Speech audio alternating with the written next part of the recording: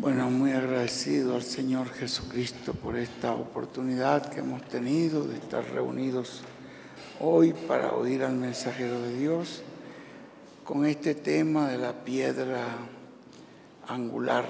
La piedra angular ya sencillamente, así como Él nos lo dijo, es Cristo. Cristo en su primera venida y en su segunda venida, porque Él es la piedra de fundamento en su primera venida y es la piedra del ángulo, la piedra de corona en su primera venida. Y en su segunda venida también es el Señor, la piedra de fundamento de la iglesia hebrea. Es el Señor Jesucristo. Ahí se fundamentó, la principal piedra del ángulo, dice el apóstol Pablo. Y luego, en la edad de la piedra angular, es cuando Cristo viene para levantar su iglesia hebrea. Pueden sentarse, mis hermanos. Es un mensajito muy sencillo, lo que nos trajo el mensajero de Dios, pero tiene una gran profundidad. Ustedes saben que siempre es en la edad de la piedra angular donde está la resurrección de los muertos en Cristo, donde está nuestra transformación, donde está el rapto. Es en la edad de la piedra angular. Cristo, cuando vino a la iglesia hebrea, todos esos creyentes del pasado que creyeron de todo corazón y que llevaron ese sacrificio conforme a la voluntad de Dios, conforme a la fe, que no fue...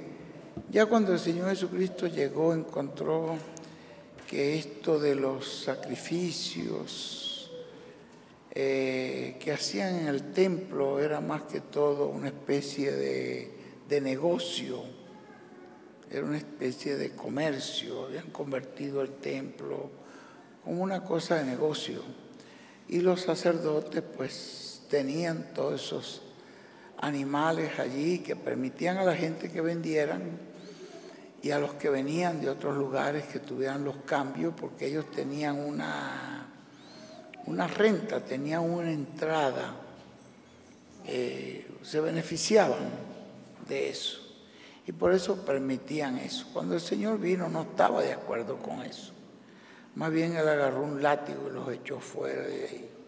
¿No lo han visto ustedes en la Biblia? No estaba de acuerdo con eso, agarró un látigo y los echó, y les digo a ustedes, lo que han convertido la casa de Dios más bien en una casa de mercado, cuando eso no es lo que originalmente se enseñó. Cuando una persona se sentía que había pecado contra Dios, llevaba un cordero y se identificaba con ese corderito, que el cordero es un sacrificio sustitutorio, era el que sustituía el lugar de ese pecador. Él se identificaba, confesaba sus pecados, y ese corderito lo llevaba allí a la presencia de Dios. Y es como dice el hermano Branham, mientras que la sangre estaba en las venas del cordero, no había ningún efecto. Pero cuando la sangre estaba en el altar, entonces allí era donde, sin derramamiento de sangre, no podía haber remisión de pecado. Y esas personas venían convictas, venían en humildad, venían en fe, creyendo que ese cordero los representaba delante de Dios. Y así era, porque eso fue establecido por Dios originalmente. Y también fue Dios el que estableció los sacrificios de corderos en el templo. Y por lo tanto, eso hacía su función. Sí funcionaba para el pecador. El pecador se iba contento, feliz, creyendo en eso. Pero cuando llegó Jesús, ya la Biblia llegó un momento en que había una profecía que dijo él: yo no quiero sacrificios de ustedes, yo no quiero sacrificios, porque ya no era el sacrificio con el espíritu correcto en que Dios lo había mostrado. Por lo tanto, había muchísimos creyentes que sí, en realidad, honraban a Dios y creían a Dios. No eran solamente los profetas. Cuando el Señor le habló a Moisés, le dijo: yo soy el Dios de tu padre. Amram no era un profeta, pero era un hombre temeroso de Dios. Y ustedes encuentran otros hombres así y mujeres también temerosas de Dios. Esas personas fueron las que vino Jesús a buscar en su primera venida. Cuando Él resucitó, Él es la piedra que vino a coronar esa iglesia hebrea. Pero Él era el Cordero Pascual, que era el fundamento de la iglesia hebrea también. Pero Él que vino a coronar, como decía el hermano Branham, la séptima edad de la iglesia fue Juan el Bautista, de iglesia hebrea. Dice, allí no fue que hubo la resurrección, ni el rapto. El rapto vino en la edad de la piedra de corona, la edad de la piedra angular, que es Cristo. Entonces, cuando ya Cristo vino, entonces allí sucedió la resurrección de los muertos en Cristo, de los muertos del Antiguo Testamento. Todos esos muertos, todas esas personas que habían creído y que verdaderamente habían honrado a Dios con las cosas que Dios enseñaba, esas personas fueron resucitadas y subieron con el Señor en el rapto, después de 30, 40 días. La Biblia dice que le aparecieron a sus familiares en ese tiempo. ¿Y para qué? Pues ya ellos le dieron el conocimiento a sus familiares de lo que estaba aconteciendo. Posiblemente muchos de sus familiares, de ellos, llegaron a conocer lo que estaba siendo hecho por Jesús, por el Señor Jesucristo. Él resucitó y se llevó consigo ese pueblo. Por eso el paraíso quedó vacío. Allí quedó, ese lugar quedó vacío. Y se comienza a llenar cuando empiezan la otra etapa, el nuevo pacto. Estos son los creyentes del antiguo pacto. Pero entonces viene ya un nuevo pacto y Jesucristo es la piedra fundamental de la iglesia. Ese nuevo pacto, esa nueva obra es la iglesia. Ese es el nuevo templo del Señor. Y la segunda venida de Cristo es la que corona esa iglesia. Y también es un hombre. La segunda venida del Señor también es un hombre. Así que ahí está el gran misterio del Señor en su primera y segunda venida. Este es el tiempo en que estamos. Nosotros necesitamos crecer en el conocimiento de Dios y eso solamente lo podemos hacer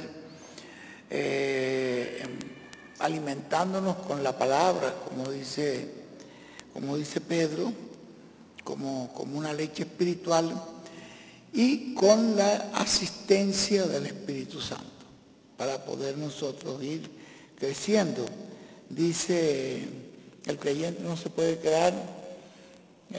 Muchos creyentes sencillamente van a las iglesias y cantan y adoran a Dios y esto de esa manera, pero no tienen el conocimiento de lo que aconteció y de lo que está aconteciendo hoy. Nosotros necesitamos estar en ese conocimiento. ¿A adquirir ese conocimiento de lo que sucedió y de lo que está sucediendo también.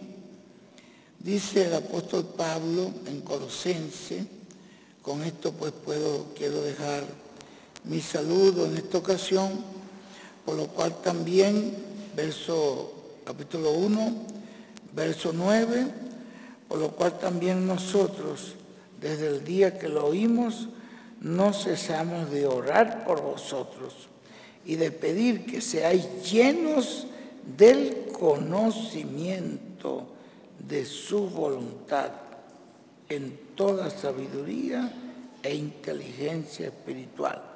Esta es la oración de Pablo, que se fueran llenos de ese conocimiento, porque hay algo que está sucediendo entre nosotros que tenemos que estar conscientes de lo que está aconteciendo. Tenemos que adquirir ese conocimiento por la Escritura, por la palabra y por la asistencia del Espíritu Santo, para que andéis como es digno del Señor, agradándole en todo, llevando fruto en toda buena obra y creciendo.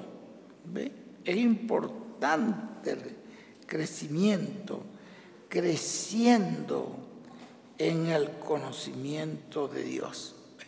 Nos lo repite allí, que es importante mantenernos creciendo, fortalecidos con todo poder, conforme a la potencia de su gloria, para toda paciencia y longanimidad, con gozo, dando gracias al Padre que nos hizo aptos para participar de la herencia de los santos en luz, el cual nos ha librado de la potestad de las tinieblas y trasladado al reino de su amado Hijo, en quien tenemos redención por su sangre, el perdón de pecado.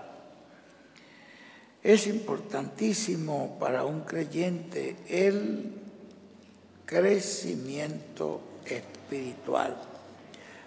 Dice Pedro acá en la primera carta de él, en el capítulo 2, que lo leyó hoy el mensajero de Dios, pero él leyó desde el verso 5 en adelante.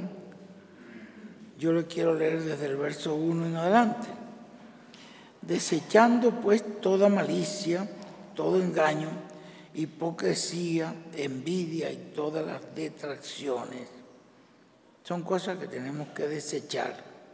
Desead como niños recién nacidos la leche espiritual no adulterada, para que por ella crezcáis para salvación. Se necesita esa leche que es la palabra de Dios, la leche pura de la palabra, no una leche adulterada, sino la leche no adulterada, leche espiritual. Es que el niño desde que nace hay que alimentarlo. Usted nació en el Señor. Nacimos en el nuevo nacimiento, pero necesitamos crecer. Usted no nace de una vez, usted no nació del tamaño que tiene ahí hoy. ¿No es así? Usted nació chiquitico. Y entonces cuando nació, pues, tuvieron que, lo primero que usted buscó es alimentarse. Nació con los muchachitos como que nacen con hambre ya. Sí. Porque lo primero que ellos buscan, y ellos nadie les enseña cómo es que se hace eso. Ellos automáticamente salen buscando eso, buscando ese alimento. Y es necesario, así es el creyente verdadero, cuando nace en el Señor. Y ahora yo quisiera crecer, yo quisiera conocer mejor, yo quisiera saber qué es lo que debo hacer, yo quiero aprender a orar, yo quiero saber cuáles son las partes de la Biblia que debo leer. ¿Ve? Lo que les recomendamos siempre a los nuevos creyentes es que comience con los evangelios, porque Muchas veces comienzan con el Antiguo Testamento y es una parte un poco complicada. Mejor es comenzar con los evangelios, con el libro de los Hechos, aprendiendo qué fue lo que pasó con la iglesia primitiva y después entrar a las doctrinas de Pablo, porque son las doctrinas puestas por el Espíritu Santo. Dios lo utilizó, lo inspiró para establecer esa doctrina en la iglesia, que son como una parte de ese fundamento, el fundamento de los apóstoles y profetas, para que nosotros crezcamos en salud.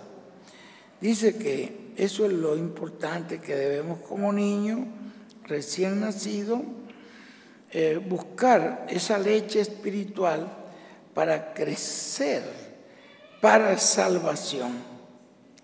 Si es que habéis gustado la benignidad del Señor, acercándonos a Él, así nos estamos acercando a Cristo, que es piedra viva, desechada ciertamente por los hombres, mas para Dios es escogida y preciosa. Vosotros también, como piedra viva, sed edificados como una casa espiritual y sacerdocio santo, para ofrecer sacrificios espirituales aceptables a Dios por medio de sacrificios, por medio de Jesucristo. Los sacrificios ahora ya no son sacrificios de animales. Ahora los sacrificios que tú brindas a Dios son sacrificios de alabanza, son sacrificios de adoración, son sacrificios donde tú procuras en ese sacrificio agradar a Dios. Por eso lo llaman sacrificios espirituales. En el Antiguo Testamento pues eran sacrificios de animales. Ahora hay que estar en ese crecimiento. La última palabra que dio el apóstol Pedro antes de irse y cerrar su segunda carta, ¿cuál fue? La última con lo que cerró Pedro. Miren ustedes con lo que San Pedro cierra su despedida, que ya ustedes saben que él menciona en su segunda carta. Ustedes saben que él dice que ya estaba para ser ofrecido y todo eso. Cuando ustedes lo ven ahí en el capítulo 1 de segunda carta de él, dice que ya estaba para irse, ya estaba para hacer, pero él dice que antes de irse quería dejarle bien claro todas estas cosas que había aprendido del Señor. Y termina de esta manera: antes bien, creced en la gracia. Con eso es que termina él, Pedro. La necesidad de crecer en la gracia y también en el conocimiento de nuestro Señor y Salvador Jesucristo. A Él sea gloria ahora y hasta el día de la eternidad. Amén. Dios nos ayude a que nos preocupemos por crecer. ¿Cómo vamos a crecer? Alimentándonos de la palabra, oyendo los mensajes del profeta. Todo el tiempo que usted pueda dedicar a oír el mensaje del profeta en su casa, mientras usted está haciendo oficio, usted puede poner el mensaje del profeta. Usted puede tener la voz del ángel ahí, mientras que usted quizás no está completamente atento, pero usted está oyendo la voz del mensajero. Vi una hermana que tenía muy bonito, pero consíganlo, yo no lo tengo, lo voy a tener que buscar. Me pareció bien interesante que está oyendo todo el tiempo la Biblia, está oyendo allí. ¿Y qué? San Juan, el capítulo completo de la Biblia, es el libro de San Juan. Y ahí estaba todo, mientras que está haciendo los oficios y está oyendo la Biblia. Hay esa Biblia, ¿tú la conoces, Alfonso? La hay, ¿verdad? ¿Ah? Se consigue fácil en internet y va a tener que aprender a entrar a internet. para aprender a sacar mi Biblia de ahí también y saber cómo se hace, porque es bien bonito que mientras uno anda y todo el día la Biblia ahí, ella tiene ahí oyendo su Biblia mientras que está ahí en la cocina, está cocinando, está oyendo la Sagrada Escritura. Y eso es importante porque toda la Escritura, hay una parte, Alfonso, que dice que toda esa Escritura es inspirada, ¿no? Divinamente, ¿no? ¿Dónde es que está eso? Eso está no es en Timoteo 3:16 o algo así. Y a ver si es por ahí. Timoteo 3:16, ¿cómo dice? Toda la Escritura es inspirada por Dios y útil para enseñar, ¿Ve? para redarguir, para corregir, para instruir en justicia, a fin de que el hombre de Dios sea perfecto, enteramente preparado para toda buena obra. Toda buena obra, pero es útil para enseñar, para corregir, para instruirnos. Es la palabra, oyendo la Escritura. Es bien bonito y digo, caramba, qué bueno, voy a tener que buscar una Biblia de esa y procurar mientras que uno está haciendo por ahí alguna cosa en la casa, tú estás oyendo tu Biblia, estás oyendo la palabra, oyendo también al ángel, los mensajes del ángel. Los mensajes del hermano Branham creo que también están grabados y traducidos al español. Todo eso es alimento para el alma. Toda palabra que ha venido de Dios es alimento para nosotros. Debemos apreciarla. Y la necesitamos. Necesitamos mantenernos en ese contacto. Que Dios nos ayude a tomar tiempo para eso y para orar, para mantenernos en contacto. Yo creo que nosotros, lo que dice Pablo, y algunos dicen sería imposible, no. Estad, ¿cómo es que dice? Orando sin cesar. Y usted dice, pero ¿y cómo voy a orar? Usted puede estar ahí o puede ir en un viaje y va orando. Sigue orando. Ahí nadie lo está oyendo, pero Dios lo está oyendo. Porque Dios puede oír lo que usted tiene por dentro. Entonces usted va orando en el trabajo, está trabajando, está haciendo sus cosas, pero está orando. Porque Él dice que oremos sin cesar, así que tiene que haber una forma de hacerlo. Es importante que nos mantengamos en contacto con el cielo. Ya nosotros nacimos con un nacimiento, ¿a dónde? Celestial. Somos con una doble ciudadanía. Cuando nació usted aquí en Colombia, pues es un colombiano. Pero cuando nació del cielo, es un ciudadano celestial. Ya usted tiene una doble ciudadanía. Y usted tiene que darle mayor prioridad a la ciudadanía celestial, porque ya automáticamente usted ya no es de aquí, usted es del cielo. Usted todo lo que está haciendo y lo que está haciendo Dios con usted es preparándolo para llevárselo para su casa, así de sencillo.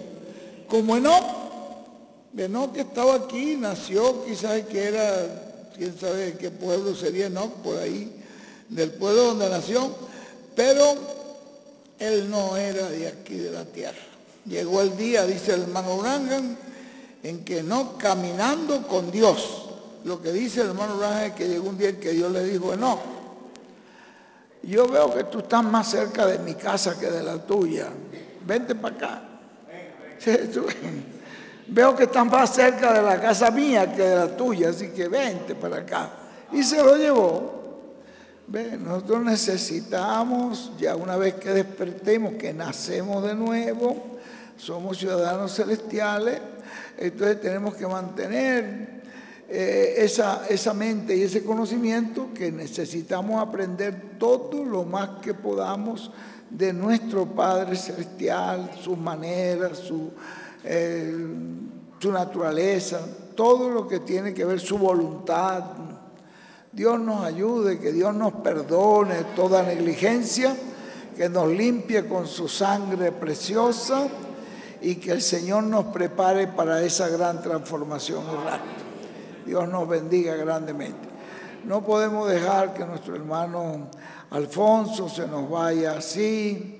Tenemos aquí ese privilegio de tenerlo acá con nosotros y vamos a dejarlo que él nos dé también unas palabras de bendición y que Dios lo use grandemente. Cuento con sus oraciones porque voy saliendo ya mañana para Venezuela y llegando mañana tengo un culto de vigilia con los pastores allí en la tarde. Llego en la tarde y esa noche tengo un culto de vigilia y el día siguiente hay una reunión de pastores con la cual terminamos el año.